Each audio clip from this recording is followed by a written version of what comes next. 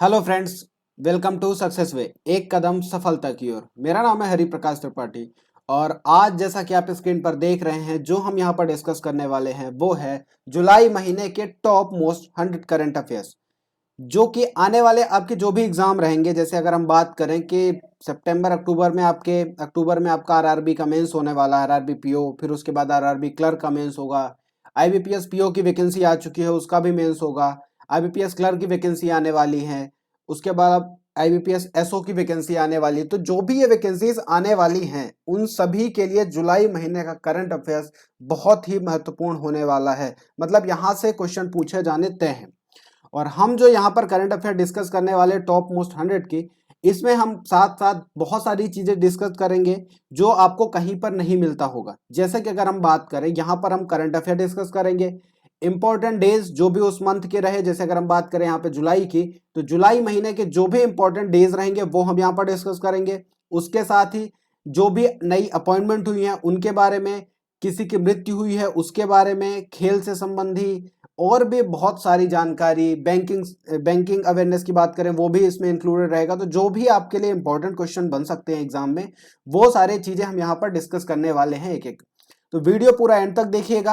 अगर आप लोगों ने अभी तक चैनल को सब्सक्राइब नहीं कर लिया है तो जाके सबसे पहले चैनल को सब्सक्राइब करिए, क्योंकि आज से अब आपकी रेगुलर क्लासेस होने वाली हैं यहाँ पर, है ना। अभी जुलाई महीने का और जल्द से जल्द इसके सारे पार्ट 3 पार्ट में आएगा। ये पहला पार्ट है, 3 पार्ट में कंप्लीट हो जाएंगे आपके टॉप मोस्ट 100 करंट अफेयर्स। उसके बाद अगस्त की बहुत ही जल्द नया वीडियो आने वाला है, जिसमें हम अगस्त के करंट अफेयर्स के डिस्कशन करेंगे। उसके साथ ही आपका मंगलवार को आपका रीजनिंग का एक वीडियो आएगा, वहां से आपकी रीजनिंग की क्लासेस भी चालू हो जाएंगी मंगलवार से। तो आपको कहीं जाने की जरूरत नहीं है। रीजनिंग और करंट अफेयर्स, रीजनिंग में अगर हम बात करें तो रीजनिंग में हम यहाँ पर डिस्कस करेंगे जो भी जेल पेरी के एग्जाम है वो चीज भी। उसके अलावा हम IBPS, RRB PO, RRB clerk, IBPS PO, IBPS clerk, जितने भी बैंक और एसएससी के एग्जाम होने वाले सबके प्रीवियस ईयर के क्वेश्चन हम यहाँ पर डिस्कस करने वाले हैं। तो कहीं जाने की जरूरत नहीं है। चलिए शुरू करते हैं आज की क्लास, जिसमें हम डिस्कस करने वाले हैं जुलाई महीने के 100 मोस्ट इंपॉर्टेंट करंट अफेयर्स। तो सबसे पहली स्लाइड हम देखेंगे कि सबसे पहली न्यूज हमारे सामने कौन सी है। तो जो सबसे पहली न्यूज है वो है फूड टेक दिग्गज स्विगी कंपनी का नाम आप सभी ने सुना होगा, है ना। तो स्विगी कंपनी ने एक आईसीआईसीआई बैंक के साथ एक पार्टनरशिप की है, साझेदारी की है। उसमें यह बोला गया है कि आईसीआईसीआई बैंक जो है तो वो अपने ऐप में एक नया फीचर ऐड करने वाला है, जिसका नाम है डिजिटल वॉलेट, जिसका नाम है स्विगी मनी। अब इसमें मतलब क्या हुआ कि जैसे मान लीजिए आप आईसीआईसीआई बैंक के कस्टमर हैं, है ना, और अगर आप उसका ऐप वॉलेट यूज करते हैं, उसका ऐप यूज करते हैं, तो वहां से अगर आप स्विगी में कोई भी ऑर्डर करते हैं तो आप उनके वॉलेट के थ्रू डायरेक्ट पेमेंट कर सकते हैं। आपको अलग से कैश पेमेंट करने की जरूरत नहीं है, या आपको कोई अदर पेमेंट करने की जरूरत नहीं है। जैसे आप फोन पे से करते हैं, गूगल से या पेटीएम से, तो आप उनके डायरेक्ट ऐप से कर सकते हैं। ये मेन इसका मकसद है। यहां पर यह चीज की गई है, आईसीआईसीआई बैंक और स्विगी द्वारा एक पार्टनरशिप की गई है, जिसका नाम है, जो वॉलेट लॉन्च किया गया है उसका नाम है स्विगी मनी। तो ये आपको याद रखना है। अगर हम बात करें यहाँ पर आईसीआईसीआई बैंक की, तो आईसीआईसीआई बैंक के जो अभी सीईओ हैं वो हैं संदीप बख्शी जी, है ना। इनका सीईओ का नाम क्या है, चीफ एग्जीक्यूटिव ऑफिसर, ये है संदीप बख्शी। अगर इसके हेडक्वार्टर की बात करें, मुख्यालय, तो इसका मुख्यालय है मुंबई में। अब अगर हम बात करें कि इसकी स्थापना कब हुई थी, तो इसकी स्थापना हुई थी दोस्तों जून 1994 में, 1994 में इसकी स्थापना हुई थी। अब ये सारी चीजें मैं एक्स्ट्रा यहाँ पे लिखा क्यों नहीं हूं, क्योंकि आप ये सारी चीजें नोट डाउन करिए ताकि आपको कोई भी चीज छूटनी ना पाए। क्योंकि इस जो भी हम यहाँ पर डिस्कस करने वाले हैं उससे रिलेटेड जो भी दोस्तों यहाँ पर इंपॉर्टेंट रहेगा आपके आने वाले सभी एग्जामों के लिए, वो सारी चीजें हम डिस्कस करेंगे। अभी 1-2 क्लास में आप सिर्फ सुन के ये देख रहे हैं, अगली हो सकता है मतलब 5 से 6 दिनों बाद होगा ऐसा कि यहाँ पर लिखने की भी प्रोसीजर चालू हो जाएगी, जहां पर मैं आपको लिख के बताऊंगा स्क्रीन पर कि क्या कुछ नई चीजें जो यहाँ पर ऐड नहीं रहती वो लिख के बताई जाएंगी। उसके साथ ही लाइव क्लास भी होने वाली है। तो अभी कुछ चीजें यहाँ पर हमारे पास अवेलेबल नहीं है, जिसकी वजह से ये प्रॉब्लम हो रही है। तो अभी थोड़ा एडजस्ट करिएगा। अगर हम बात करें आईसीआईसीआई बैंक की टैगलाइन की, तो टैगलाइन भी बैंक के मेंस में बहुत पूछा जाता है कि किसी बैंक की टैगलाइन क्या है। और टैगलाइन उसी बैंक के पीछे जाती है जो पिछले लास्ट कुछ महीनों में एक्टिव रहता है, ज्यादा से ज्यादा न्यूज में रहता है। तो यहाँ पर ये एक बैंक न्यूज में है। तो अगर इसके बात करें टैगलाइन की, तो वो क्या है, हम है ना। तो आईसीआईसीआई बैंक की टैगलाइन क्या है, हम है ना। अब दूसरे न्यूज की बात करते हैं कि एचडीएफसी बैंक ने भारत में किसानों के लिए ई किसान धन ऐप लॉन्च किया है। यहाँ पे एक ऐप लॉन्च किया गया है एचडीएफसी बैंक द्वारा।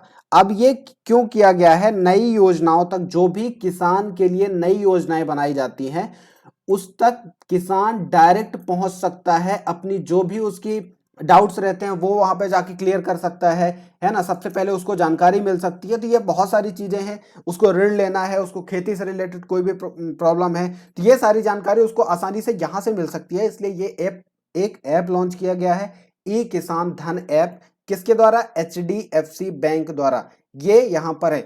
अब आपको कमेंट सेक्शन में एक क्वेश्चन है कि कमेंट सेक्शन में आपको जाके बताना है कि एचडीएफसी बैंक का फुल फॉर्म क्या है, वो आपको बताना है। अब एचडीएफसी बैंक के सीईओ की बात करें तो इसके सीईओ है आदित्य पुरी और इसका मुख्यालय है मुंबई में। अगर इसकी स्थापना की बात करें तो इसकी स्थापना भी दोस्तों जून 1994 में की गई थी। जून 1994 में इसकी स्थापना की गई थी। अगर हम टैगलाइन की बात करें तो एचडीएफसी बैंक की जो टैगलाइन है वो है वी अंडरस्टैंड योर वर्ड। हम आपके भविष्य को, हम आपके वर्ड को क्या बोलते हैं, संसार, आपके जीवन को समझते हैं। मतलब एक तरीके से ये है कुल मिला के, है ना। आपको एग्जाम में यही ऑप्शन आएगा, वी अंडरस्टैंड योर वर्ड। तो ये चीज आपको याद रखनी है। अगला है एचडीएफसी से रिलेटेड। एचडीएफसी बैंक ने 1000 शहरों में जिप ड्राइव नामक एक पहल के माध्यम से मौजूदा ग्राहकों को तत्काल कार की पेशकश की है। मतलब एक पहल चालू की गई है जिप ड्राइव, जिसके होगा क्या कि 1000 शहर, 1000 सिटीज को सेलेक्ट किया गया है एचडीएफसी बैंक द्वारा। वहां पर क्या है कि कार लोन जो मिलता है आपको, अगर कार खरीदनी है तो कार लोन मिलेगा। तो उसके लिए कुछ नए प्रावधान लाए गए हैं, जिसमें क्या होगा कि जल्दी से जल्दी आपको कार ऋण मिल सके, कार लोन मिल सके, ताकि आप कार खरीद सके। एचडीएफसी के बारे में हमने सारी जानकारी पिछले स्लाइड में देख चुके हैं। अब आपको बताना क्या है, जैसे मैंने पहले पूछा, एचडीएफसी का फुल फॉर्म आपको जाके कमेंट सेक्शन में बताना है कि एचडीएफसी का फुल फॉर्म क्या है। इसके बाद है यस बैंक ने, यहां पर थोड़ी मिसप्रिंट हुई है कि यह बैंक लिखा है, तो यस बैंक ने खुदरा ऋणों के त्वरित संवितरण के लिए एक डिजिटल समाधान इन लोन इन सेकंड, मतलब लोन इन सेकंड लॉन्च किया है। तो यस बैंक ने एक ऐसा प्लेटफॉर्म लॉन्च किया है, सॉल्यूशन लॉन्च किया है, digital solution loan in second. मतलब आपको कुछ ही सेकंड में आपको लोन प्रोवाइड कर दिया जाएगा, रिटेल लोन। अब ये होगा कैसे? देखिए आजकल पूरी सब चीजें क्या हो रही है, डिजिटल हो रही है, सारी चीजें डिजिटल हो चुकी हैं। अब आपने देखा लॉकडाउन में कैश पेमेंट कितना कम हो गया था, है ना। तो अभी मोदी जी ने बताया कि कितने लाख करोड़ का एक तरीके से डिजिटल पेमेंट हुआ है फोन पे या गूगल पे के द्वारा, है ना। तो इसी तरीके से यहाँ पर क्या होगा कि आपको कुछ, सिर्फ आपको जो भी केवाईसी करवाई जाएगी, आपको कोई भी डॉक्यूमेंट सबमिट नहीं करना पड़ेगा, आपको फिजिकली कहीं पे जाना नहीं पड़ेगा। घर बैठे उनके मोबाइल ऐप द्वारा, उनके साइट द्वारा आप वहां पर लोन प्राप्त कर सकते हैं और बहुत ही जल्द समय में। ठीक है, तो ये चीज है। अब यस बैंक की अगर बात करें तो यस बैंक की जो स्थापना हुई थी दोस्तों वो हुई थी 2004 में, है ना। इसके चेयरमैन है ब्रह्मदत्त। तो आपको ये चीज भी याद रखनी है कि यस बैंक के जो चेयरमैन है अभी वो है ब्रह्मदत्त। और इसकी टैगलाइन है एक्सपीरियंस अवर एक्सपर्टीज, एक्सपीरियंस अवर एक्सपर्टीज, ये है इसकी टैगलाइन। तो आपको ये चीज पता हो गई। अब बात करते हैं अगली न्यूज की कि प्रसिद्ध कोरियोग्राफर सरोज खान का हाल ही में निधन हो गया। तो इनके बहुत सारे आपने देखे होंगे, बहुत सारे वीडियो, जैसे एक आया था, आपको गाना याद हो, आई थिंक देवदास मूवी का है, डोला रे डोला, है ना। देवदास की किसी मूवी का है डोला रे डोला सॉन्ग, वो इन्हीं के द्वारा कोरियोग्राफ किया गया था। बहुत बड़ी डांसर थी ये, कोरियोग्राफर थी। कि इनका हाल ही में निधन हो गया है ना। तो आपको याद रखना है कि सरोज खान जिनका हाल ही में निधन हुआ वो क्या थी? कोरियोग्राफर थी, है ना। ये चीज इस तरीके से क्वेश्चन पूछा जाएगा। इसके बाद है कि 1 जुलाई को हर साल राष्ट्रीय डाक कर्मचारी दिवस मनाया जाता है। तो ये चीज, अब यहाँ पर हम इंपॉर्टेंट डेज की बात कर रहे हैं। यहाँ पर इंपॉर्टेंट डेज में 1 जुलाई को कौन सा दिवस मनाया जाता है? National postal worker day is observed every year on 1 जुलाई। 1 जुलाई को हर साल राष्ट्रीय डाक कर्मचारी दिवस मनाया जाता है। तो ये चीज आपको याद रखनी है, 1 जुलाई को। अब अगर हम बात करें कि भारतीय डाक महानिदेशक अभी कौन है, ये इंपॉर्टेंट है, आपने शायद नहीं पढ़ा होगा, पर ये चीज बहुत इंपॉर्टेंट है कि भारतीय डाक महानिदेशक कौन है? अरुंधति घोष। तो ये चीज आपको नोट डाउन करनी है कि भारतीय डाक महानिदेशक अरुंधति घोष है। इसके बाद है कि 1 जुलाई को राष्ट्रीय चार्टर्ड अकाउंटेंट डे मनाया जाता है। हर साल 1 जुलाई को ही नेशनल चार्टर्ड अकाउंटेंट डे मनाया जाता है। ये चीज भी आपको याद रखनी है। इसके बाद है कि राष्ट्रीय चिकित्सक दिवस ये कब मनाया जाता है। यहाँ पर आगे कुछ और चीजें हैं, पर सबसे पहला क्वेश्चन यहाँ पर आता है कि राष्ट्रीय चिकित्सक दिवस कब मनाया जाता है। तो राष्ट्रीय चिकित्सक दिवस जो होता है ये 1 जुलाई को ही मनाया जाता है। तो 1 जुलाई को कौन कौन से दिवस आपके हो गए, पहला हो गया, यहां पर क्या देखा हमने, पहला हो गया आपका राष्ट्रीय डाक कर्मचारी दिवस, दूसरा होगा राष्ट्रीय चार्टर दिवस, और तीसरा जो है वो है राष्ट्रीय चिकित्सक दिवस। तीनों दिवस 1 जुलाई को मनाए जाते हैं। अब यहां पर जो है तो इसकी थीम क्या थी, 2020 के लिए राष्ट्रीय चिकित्सक दिवस की थीम क्या थी, तो वो क्या थी, लेसन द मोर्टेलिटी ऑफ कोविड-19। कोविड-19 की मृत्यु दर कम है, मतलब हमारे देश में जितने पेशेंट आ रहे हैं कोविड-19 के, कोरोना वायरस के, उसमें मृत्यु दर बहुत कम है। आप देख सकते हैं अभी 28 लाख केसेस हो चुके हैं। अगर हम बात करें 50-60 हज़ार ही लोग अभी की डेथ हुई है, तो एक तरीके से बहुत कम है अन्य देशों के मुकाबले। ये चीज़ है, ठीक है। और इसके बारे में जागरूकता फैलाना है कि ये इतना बड़ा नहीं है, आप अपनी सावधानी रखें, घर पे रहें, सुरक्षित रहें। अगला है विश्व खेल पत्रकार दिवस, हर साल 2 जुलाई को विश्व स्तर पर मनाया जाता है। तो खेल पत्रकार जो भी होते हैं, आपने देखे होंगे न्यूज़ चैनल पे, जब भी अभी जैसे अभी धोनी ने संन्यास लिया तो बहुत सारे खेल पत्रकार उसके बारे में डिस्कशन कर रहे थे। जो भी खेल पत्रकार होते हैं, तो वो क्या है कि विश्व खेल पत्रकार दिवस हर साल 2 जुलाई को मनाया जाता है विश्व भर में। ये चीज़ आपको याद रखनी है। अब ये क्यों मनाया जाता है, इसका रीजन यहाँ पर यह है कि अंतरराष्ट्रीय स्पोर्ट्स प्रेस एसोसिएशन की 70वीं वर्षगांठ को चिन्हित करने के लिए दिन 1994 में स्थापित किया गया था। 1994 में इसको स्थापित किया गया था, अंतरराष्ट्रीय स्पोर्ट्स प्रेस एसोसिएशन। 70 साल पूरे हो गए थे तब इसको स्थापित किया गया था, AIPS, है ना। और इस वर्ष कौन सी वर्षगांठ है इसकी, 96, है ना, क्योंकि 26 साल हो चुके हैं 94 के बाद, तो 96 वर्षगांठ है। तो ये चीज भी आपको याद रखनी है। अगली न्यूज है कि UN ने अंतरराष्ट्रीय दिवस मनाने के लिए कॉप्स फॉर क्लाइमेट एक्शन शब्द का प्रसार करने की भी अपील की है, और ये 4 जुलाई को मनाया जाता है। मतलब कुल मिला के ये है कि संयुक्त राष्ट्र जो है जुलाई के पहले शनिवार को, जुलाई महीने का जो फर्स्ट सैटरडे होता है, उसको क्या मनाया जाता है, अंतरराष्ट्रीय सहकारी दिवस, ठीक है, इंटरनेशनल डे ऑफ कोऑपरेटिव्स। ये मनाया जाता है हर शनिवार, मतलब हर जुलाई के पहले शनिवार को। और इस साल किस में मनाया गया है, 2020 में, ये 4 जुलाई को मनाया गया। तो ये चीज आपको याद रखनी है कि जुलाई के पहले शनिवार को मनाया जाता है ना। और 2020 में कौन सी तारीख थी उस दिन, 4 जुलाई। तो ये चीज आपको याद रखनी है। और एक वर्ड है, उसको एक तरीके से प्रमोट करने के लिए बोला गया है यूनाइटेड नेशन द्वारा, है ना। तो यहाँ पे क्या है, कॉप्स फॉर क्लाइमेट एक्शन। अब UN के बारे में आपको जितना कुछ पता है वो आप कमेंट सेक्शन में बता सकते हैं। मैं यहाँ पर इसके बारे में नहीं बताने वाला, क्योंकि जो भी इतने संघ हैं, अंतरराष्ट्रीय संगठन है, उसके बारे में एक वीडियो पहले आ चुका है, तो आप जाके वीडियो में देख सकते हो। और लास्ट में आपको वीडियो में मिल भी जाएगा वो, जैसे ही वीडियो खत्म होगा तो सब उसमें लास्ट में आपको स्क्रीन पे दिख जाएगा, तो वो जाके आप देख सकते हैं, ठीक है। इसके बाद है अंतरराष्ट्रीय बौद्ध परिसंघ IBC ने 4 जुलाई को धर्म चक्र दिवस मनाया। तो 4 जुलाई को एक और दिवस मनाया जाता है, ये इतना इंपॉर्टेंट नहीं है, पर आप इसको याद कर सकते हैं, आप इसको ध्यान में रख सकते हैं कि अंतरराष्ट्रीय बौद्ध परिसंघ दिवस, IBC, इंटरनेशनल बुद्धिस्ट फेडरेशन, ये कब मनाया जाता है, 4 जुलाई को। ये चीज है। अब यहां पर है कुछ अपॉइंटमेंट। अब अपॉइंटमेंट की बात करें अगर हम, तो गुदनी जोहानसन को आइसलैंड के राष्ट्रपति के रूप में चुना गया है। तो आइसलैंड एक छोटा सा देश है, इसके जो राष्ट्रपति हैं वो कौन बने हैं, गुदनी जोहानसन। ये चीज आपको याद रखनी है। अब अगर हम बात करें इसके कैपिटल की, तो कैपिटल क्या है, रेयानविक। इसकी राजधानी जो है रेयानविक है, ठीक है। अगर हम इसके बात करें राष्ट्रपति की, तो कौन है, गुदनी जोहानसन। और अगर हम बात करें इसके मुद्रा की, इसकी करेंसी की, कि आइसलैंड की मुद्रा क्या है, आइसलैंड की करेंसी क्या है, तो बहुत ही अच्छी है, आपको जिंदगी में कभी ना भूलेगा। जो अभी हम सबको सबसे ज्यादा परेशान करके रखा है वही है आइसलैंड की राजधानी। आइसलैंड की राजधानी क्या हो सकती है, बताइए दोस्तों। ये है कोरोना, है ना। तो ये CORONA वाला कोरोना नहीं है, ये है KORONA वाला कोरोना, है ना। तो वो है, इससे आप याद सकते हैं कि आइसलैंड की राजधानी क्या है, कोरोना। अब यहां पर है कि रविंदर भाकर को केंद्रीय फिल्म प्रमाणन बोर्ड CBFC के मुख्य कार्यकारी अधिकारी CEO के रूप में नियुक्त किया गया है। तो CBFC के CEO कौन बने हैं अभी, रविंदर भाकर। और इन्होंने रिप्लेस किसको किया है, इन्होंने रिप्लेस किया है अनुराग श्रीवास्तव को। ये चीज आपको याद रखनी है।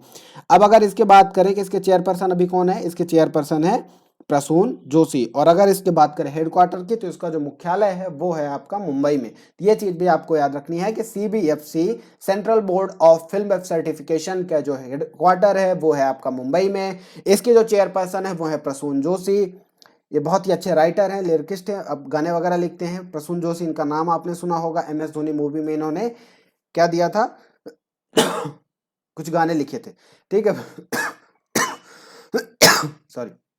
ये चीज आपको याद रखनी है। रविंदर भाकर इसके CEO बने हैं और इन्होंने रिप्लेस किया है अनुराग श्रीवास्तव को। अब अगली न्यूज है, श्रीकांत माधव वैद्य को इंडियन ऑयल कॉर्पोरेशन IOC के नए अध्यक्ष के रूप में चुना गया है। ये चीज भी आपको याद रखनी है कि IOC इंडियन ऑयल कॉर्पोरेशन की जो नए चेयरमैन बने हैं वो हैं श्रीकांत माधव वैद्य।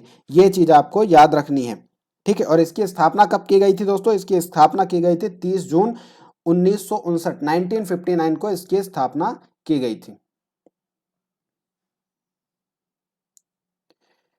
इसके बाद है कि Cholamandalam MS general insurance company के नए प्रबंध निदेशक MD मैनेजिंग डायरेक्टर को नियुक्त किए गए हैं। उनका नाम क्या है? वीर सूर्य नारायण। तो चोलामंडलम एक इंश्योरेंस कंपनी है, इसके जो MD बने हैं मैनेजिंग डायरेक्टर वो बने हैं कौन? वी सूर्य नारायण। ये आपको याद रखना है। इसका हेडक्वार्टर है चेन्नई में। ये चीज आपको यहाँ पर याद रखनी है। इसके बाद अगर हम बात करें कि प्रधानमंत्री नियुक्त किए गए हैं फ्रांस देश के, तो फ्रांस देश के जो नए प्रधानमंत्री बने हैं वो है जीन कॉस्टेक्स। इनका नाम आपको याद रखना है क्योंकि ये बहुत इंपॉर्टेंट है और पक्का पूछा जाएगा, ये किसी ना किसी एग्जाम में पक्का पूछा जाएगा। तो आपको याद रखना है कि फ्रांस के जो नए प्रधानमंत्री बने हैं वो है जीन कॉटेक्स। अगर हम बात करें कैपिटल की, तो फ्रांस की कैपिटल है पेरिस। बहुत ही प्यारी जगह है, सबका एक सपना है कि हम वहाँ जाएं घूमने, ठीक है। अब इसके बाद बात करें अगर इसके प्रेसिडेंट के राष्ट्रपति की, तो वो कौन है? Emmanuel Macron. इसके राष्ट्रपति कौन है? Emmanuel Macron. और करेंसी है वहाँ की यूरो फ्रैंक, है ना, यूरो भी है और CFP फ्रैंक भी है। ये चीज, दोनों चीज। अगला है कि भारतीय रेलवे ने सबसे लंबी मालगाड़ी का परिचालन कर एक और कीर्तिमान बनाया। एक सबसे लंबी रेलगाड़ी है उसको चलाया गया है और एक तरीके का वर्ल्ड रिकॉर्ड बनाया है। किसने? इंडियन रेलवेज ने।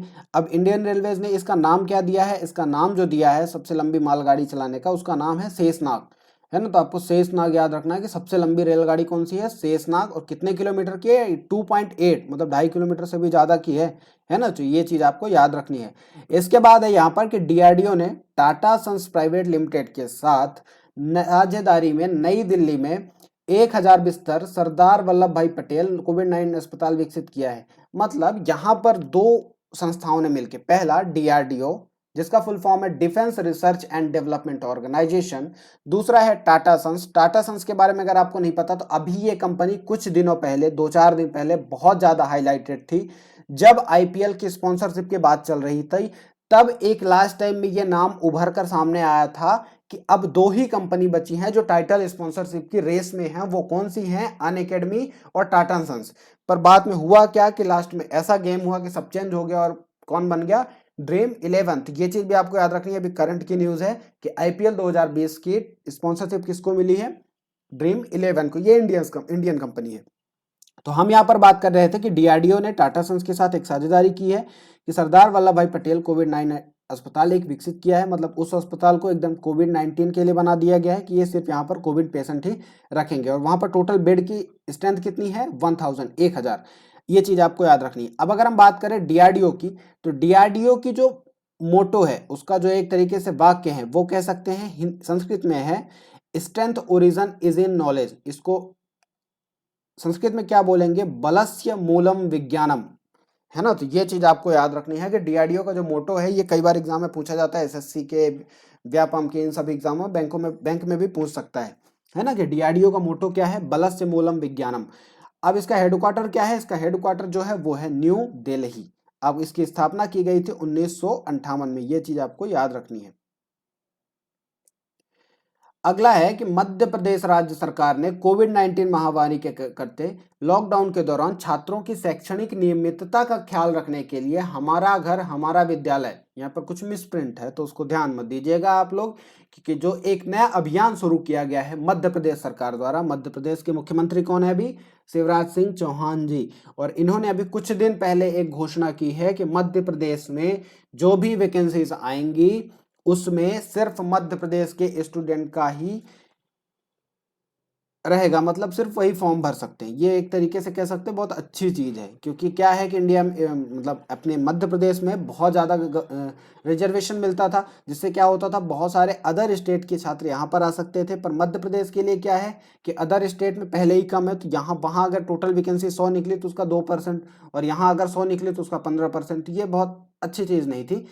तो ये चीज़ एक अभी नया घोषणा की थी कुछ दिन पहले। अब बात करते हैं इसमें, तो एक नई अभियान चलाया गया है, हमारा घर हमारा विद्यालय। एक अभियान चलाया गया है जिसमें क्या है कि सभी छात्रों को घर पे ऑनलाइन पढ़ाने की कवायद चल रही है। ये सारी चीजें घर पे ही क्लास लगवाओ, घर पे ही सब कुछ होगा मोबाइल पे ऑनलाइन, है ना। ये सारी चीजें मध्य प्रदेश द्वारा की गई थी। मध्य प्रदेश की राजधानी सबको पता होगी भोपाल। यहाँ के मुख्यमंत्री हैं शिवराज सिंह चौहान, और यहाँ के राज्यपाल कौन है ये आपको बताना है, क्योंकि कुछ दिनों पहले जो यहाँ के राज्यपाल थे उनकी डेथ हो गई। उनका नाम भी बताइएगा। उसके बाद किसी को अतिरिक्त चार्ज मिला था, ये हम आपको बता देते हैं। उनका नाम था आनंदीबेन पटेल, जो कि गुजरात की मुख्यमंत्री भी रह चुकी हैं मोदी जी के छोड़ने के बाद। अब यहाँ पर नए राज्यपाल की नियुक्ति की गई है, तो वो कौन है आपको कमेंट सेक्शन में जाके बताना है। इसके बाद है कि कर्नाटक राज्य सरकार ने नौकरी चाहने वालों और नियोक्ताओं को एक सामान्य मंच से जोड़ने के लिए एक portal connect skill connect forum शुरू किया है। एक तरीके की एक स्किल मतलब एक तरीके का पोर्टल लॉन्च किया गया है कर्नाटक सरकार द्वारा। कि यहाँ पर क्या किया गया कि इस पोर्टल में जाकर अगर आप कर्नाटक के हैं, वहाँ के हैं, तो आप जो भी गवर्नमेंट जॉब आएंगे, गवर्नमेंट जॉब या प्राइवेट जॉब, उनके लिए अप्लाई कर सकते हैं। उसकी जो साइट है उसका नाम है https:/skillconnect.कौशलकर.com। ये चीज़ है, इस पे अगर आप इसको टाइप करेंगे, इसमें जाकर अपने आप को, अगर आप कर्नाटक से हैं तो उसमें रजिस्टर कर सकते हैं। तो ये सारी चीज़ें आपके लिए फायदेमंद रहने वाली हैं।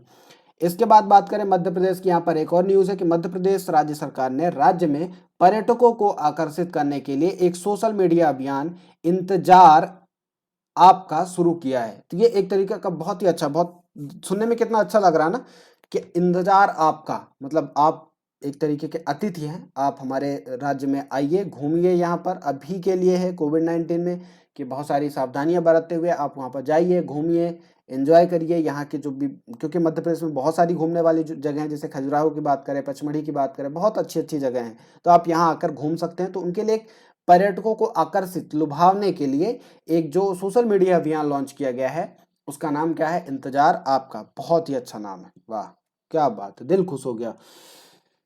इसके बाद है हरियाणा राज्य सरकार ने एक अध्यादेश लाने का फैसला किया है, जिसके तहत प्रति माह 50,000 रुपए से कम वेतन के साथ 75% नौकरियां राज्य के स्थानीय लोगों के लिए आरक्षित होंगी। इसका मतलब ये है कुल मिला के कि मान लीजिए हरियाणा सरकार में टोटल 100 वैकेंसी निकलती हैं, तो उसमें जो 50,000 से कम की वैकेंसीज होंगी, जिसकी मान लीजिए कोई एक पोस्ट निकली क्लर्क की, अब उसकी सैलरी कितनी होती है, 20,000 रुपए। मान लो कोई बहुत अच्छा क्लर्क है, उच्च लेवल का क्लर्क है, तो उसकी सैलरी हो गई मान लो 55,000, है ना। तो उसमें 55,000 वाली पोस्ट में तो कोई भी किसी भी स्टेट का आ सकता है, उसमें अप्लाई कर सकता है। पर अगर बात करें, अगर मान लो उसकी 49,000 है सैलरी, है ना, उसकी किसी भी पोस्ट की अगर 49,000 सैलरी, ये 50,000 से कम है, तो उसमें जो टोटल वैकेंसी होगी, अगर 100 वैकेंसी निकली, तो इसमें जो 75 पोस्ट होंगी वो सिर्फ हरियाणा सरकार के लिए होगी। मतलब हरियाणा सरकार के जो लोकलाइट होंगे, वहाँ के जो लोकल डोमिसाइल वाले व्यक्ति होंगे जो तैयारी कर रहे होंगे, ये सिर्फ उन्हीं के लिए ही किया गया है। तो ये बहुत अच्छी चीज़ है एक तरीके से बढ़ावा देने के लिए, ठीक है। अब यहाँ पर बात करें कि कोविड-19, हाँ एक चीज और आपने अभी देखा, पिछले 2 राज्यों की मैंने यहाँ पर करेंसी कैपिटल डिस्कस नहीं करी। वो इसलिए डिस्कस नहीं करी है क्योंकि इसका भी वीडियो आ चुका है, तो आप लोग जाके देखिए। क्योंकि हम इतनी थोड़ी मेहनत कर रहे हैं, तो थोड़ा भाई इतना तो बनता है, जाके आप वहाँ पे देख सकते हैं, है ना। तो आई होप कि आप बुरा नहीं मानेंगे, ठीक है। अब यहाँ पर बात करते हैं कि कोविड-19 महामारी के कारण न्यूजीलैंड ने 2021 एशिया प्रशांत आर्थिक सहयोग epic, Asia Pacific economic corporation को रद्द कर दिया है। ये एक आभासी शिखर सम्मेलन का नेतृत्व कर रहा। आभासी शिखर सम्मेलन क्या है भैया, अब ये है एक तरीके से वर्चुअल समिट जो हम आजकल कर रहे हैं, वीडियो कॉलिंग पे बात, वीडियो कॉन्फ्रेंसिंग, यही सारी चीजें। जो एपेक की बैठक होने वाली थी, इसकी जो होने वाली थी कहाँ, न्यूजीलैंड में 2021 में, तो उसको रद्द कर दिया गया। अब क्या बोला गया है कि इसको वर्चुअल तरीके से करेंगे, मतलब सारे देश के जो भी एपेक की जो भी कंट्रीज आती हैं उसमें, तो इसमें सारे देश जो होंगे अपने देश से लाइव आएंगे और वहाँ पे सारी चीज़ें डिस्कस करेंगे, जो कि अभी अच्छा है, अभी यही जरूरी है, ठीक है। अगर हम बात करें न्यूजीलैंड की, तो न्यूजीलैंड इसका जो एपेक का हेडक्वार्टर है वो है सिंगापुर। यहाँ के फाउंडर है बॉब हॉके, एपेक के जो फाउंडर है। अब इसकी स्थापना की गई थी 1989 नवंबर में, और इसके जो चेयरमैन पर्सन है मुहाइद्दीन यासीन। ये चीज आपको याद रखनी है। न्यूजीलैंड के बारे में जानकारी मैं यहाँ पर नहीं बताऊंगा, आपको जाके वीडियो देखना पड़ेगा। अगला है कि इजराइल ने सफलतापूर्वक एक नया जासूसी उपग्रह टीक-16 लॉन्च किया है। अब एक तरीके का ये उपग्रह लॉन्च किया गया है इजराइल देश द्वारा। अब ये क्यों लॉन्च किया गया है, इसका जो मेन उद्देश्य है कि रक्षा मंत्रालय के लिए, जो भी रक्षा मंत्रालय है वह वहाँ के डिफेंस वो है, उसके लिए क्या करना है कि जो भी ये उपग्रह है तो ऊपर से एकदम साफ सुथरी फोटो जमीन की खींच के उनको भेजेगा, है ना। मान लीजिए जैसे अगर हम इंडिया की बात करें तो इंडिया में अब जो भी एलओसी है या पाकिस्तान वाला एरिया जो है ना, उधर क्या है कि आतंकवादी हमले बहुत होते हैं, तो ऊपर से वो फोटो खींच के भेजेगा तो नीचे ऊपर से हमें पता चल जाएगा कहाँ पे आतंकी बैठे हुए हैं, कहाँ पे क्या कर रहे हैं, उनकी सारी एक्टिविटीज उससे कुछ कुछ दिख जाएंगी। तो ये एक बहुत अच्छी चीज़ है इसराइल देश के लिए। इसराइल की अगर बात करें राजधानी की तो ये है जेरूसलम। मुख्यमंत्री प्रधानमंत्री हैं यहाँ के बेंजामिन नेतन्याहू, और मुद्रा है इजराइल शेकेल। इसके बाद यहाँ पर हम बात करने वाले हैं पुस्तक विमोचन की। इसके बाद होंगे पुस्तक विमोचन के बाद कुछ पुरस्कार जो मिले हैं। तो पुस्तक विमोचन में अगर हम बात करें तो CAV पट्टाभिराम ने एक पुस्तक का इनॉग्रेशन किया है, इनके द्वारा लिखी गई है। उसका नाम है future of higher education 9 mega trends. ये एक पुस्तक प्रकाशित की गई है, और ये पुस्तक जो प्रकाशित की गई है इसको जो विमोचन है उन्होंने, ये विमोचन क्या होता है, विमोचन मतलब कि मान लीजिए मैंने कोई बुक लिखी, अब मैं उसको किसी और द्वारा पब्लिश करवाना, मतलब एक तरीके से कह सकता हूँ कि मैं अगर मान लीजिए इतना फेमस नहीं हूँ, मैंने कोई बुक लिखी तो क्या होगा कि ज़्यादा से ज़्यादा लोगों तक नहीं पहुँचेगी। तो मान लो मैंने किसी से ये काम करवाया, कोई बड़े सेलिब्रिटी से, है ना, मान लीजिए अमिताभ बच्चन से। ऐसा हो सकता नहीं है कि मैं उनसे जाके अपनी कोई बुक लॉन्च करवाऊँ, पर सोचने में क्या जाता है, खुश रहना चाहिए, सोच के कुछ भी खुश रहो। तो यहाँ पर हम क्या करेंगे, उनसे जाके अपनी बुक विमोचन करवाएंगे, तो वो हमारी बुक विमोचन करेंगे, जिसके लिए हम उनको कुछ पेमेंट करेंगे। तो उससे होगा क्या, क्या एक तरीके से ये हो जाएगा कि अमिताभ बच्चन ने इनकी ये बुक लॉन्च करी, तो उनको ये लगता है कि भैया इनने बुक लॉन्च करी है, बुक विमोचित करी है, तो कुछ अच्छा होगा, कुछ पढ़ने लायक होगा। इनकी ऑलरेडी मतलब डेफिनेटली इनकी बुक अच्छी होगी, कुछ ना कुछ बहुत सारी चीजें अच्छी होंगी। तो ऐसा होता है विमोचन का मतलब। अगला है कि उर्जित पटेल ने एक overdraft saving the Indian saver नामक पुस्तक लिखी है। तो उर्जित पटेल ने भी एक पुस्तक लिखी है, उसका नाम है overdraft saving the Indian saver, एक पुस्तक का नाम है। और ये जो पब्लिश की गई है, जिस कंपनी द्वारा पब्लिश की गई है, छापी गई है, वो उस कंपनी का नाम क्या है, हार्पर कॉलिंस इंडिया, है ना। तो ये एक कंपनी है। अब बात करें कि ये बुक किस किस पर आधारित है, तो ये बुक आधारित है NPA पर, नॉन परफॉर्मिंग एसेट पर आधारित है। ये चीज आपको याद रखनी है। इसके बाद है कि किरण रिजिजू ने नेशनल एंटी डोपिंग एजेंसी का पहला मोबाइल ऐप लॉन्च किया है, जिसका नाम है नाडा ऐप, है ना। नेशनल एंटी डोपिंग एजेंसी, इसका फुल फॉर्म है नाडा का। तो ये एक ऐप लॉन्च किया गया है, नाडा ऐप। अब इसमें ये नाडा होता क्या, एंटी डोपिंग क्या होती है, जो भी ड्रग्स वगैरह लेते हैं, आपने सुना होगा कि कोई ओलंपिक खेलों में कुछ खिलाड़ी ऐसे होते हैं कि अपनी इम्यूनिटी को बढ़ाने के लिए किसी तरीके की दवाई का सेवन करते हैं, ताकि उनकी मतलब वो थके ना जल्दी, और उससे वो एक तरीके कुछ भी नशा होता है, इस तरीके की ये सारी चीज़ें जांच करने के लिए एक मोबाइल ऐप लॉन्च किया गया है, ताकि ज़्यादा से ज़्यादा लोगों पर खिलाड़ियों पर निगरानी रखी जाए। ये सारी चीज़ों के लिए किरण रिजिजू कौन है, ये भारत के अपने देश के खेल मंत्री हैं। तो ये चीज़ आपको याद रखनी है। इसके बाद है वोल्टेरी बोटास ने ऑस्ट्रेलियाई ग्रांड प्री 2020 जीता। ये एक कार रेसिंग होती है, आपको पता ही होगा। तो 2020 की पहली रेसिंग थी ये, है ना। तो 2020 की जो पहली रेसिंग है ऑस्ट्रेलियाई ग्रांड प्री, ये कौन जीता है, वोल्टेरी बोटास, है ना। और सेकेंड नंबर पर कौन रहे हैं, फेरारिस चार्लेस लेक्रिक, ये सेकेंड राउंड पर रहे हैं। और थर्ड नंबर पर आए हैं मैकलेरन लैंडो। ये चीज है। अब अगर बात करें कि Australian grand prix 2020 was the first race of 2020 formula 1 season, जैसा कि मैंने पहले बताया कि 2020 की ये पहली रेस थी। तो ये चीज आपको याद रखनी है। उसके बाद है कि रघुराम राजन को जीवन भर की उपलब्धियों के लिए आधिकारिक सांख्यिकी में पहला प्रोफेसर PC महालनोबिस पुरस्कार से सम्मानित किया गया है। तो एक पुरस्कार से सम्मानित किया गया है। तो ये आपको याद रखना है कि 2020 में पीसी महामोनिस पुरस्कार किसको दिया गया? रघुराम राजन, जो कि पहले के गवर्नर हैं रिजर्व बैंक के, भारत के हैं। ठीक है, तो ये चीज आपको याद रखनी है। इसके बाद है कि रविंद्र जडेजा को विजडन द्वारा 21वीं सदी के भारत के सबसे मूल्यवान खिलाड़ी MPVP के रूप में शामिल किया गया। तो 21वीं सदी के जो सबसे मूल्यवान खिलाड़ी हैं उसमें कौन है? भारत के रविंद्र जडेजा, है ना। ये चीज आपको याद रखनी है। दूसरा है एक लास्ट, श्रेया ठकराल को उनके रिसाइकलर ऐप के लिए 2020 का डायना पुरस्कार मिला है। ये किस लिए मिला है? एक तरीके से जो भी कचरा उठाने वाले व्यक्ति होते हैं उनकी सहायता करने के लिए, उनकी जो भी सहायता करते हैं उनके लिए ज़्यादा से ज़्यादा सुविधाएं प्रोवाइड करवा सको, इसके लिए एक रिसाइकलर ऐप बनाया गया है श्रेया ठकराल द्वारा। तो उनको 2020 का डायना पुरस्कार से सम्मानित किया गया है। तो ये चीज़ आपको याद रखनी है। आज के लिए इतना ही, पहले पार्ट में इतना ही। आप कमेंट सेक्शन में जाके जरूर बताइएगा दोस्तों कि आपको वीडियो कैसा लगा। अच्छा लगा तो बताइएगा, कुछ ऐड करने वाली चीज़ें हैं तो आपको बताइएगा कि आप सारी चीज़ें ऐड करिए। कुछ चीज़ें मैंने ऐड और नहीं करी थी ताकि आप खुद सर्च करें, क्योंकि जब आप कोई चीज़ सर्च करके नोट डाउन करते हो तो वो आपको ज़्यादा याद होती है। ठीक है, बहुत ही जल्द मिलते हैं नेक्स्ट वीडियो में। तब तक के लिए अपना ध्यान रखिएगा, घर पे रहिए, सुरक्षित रहिए, मुस्कुराते रहिए और पढ़ते रहिए। मिलते हैं नेक्स्ट वीडियो में। Thank you, have a nice day.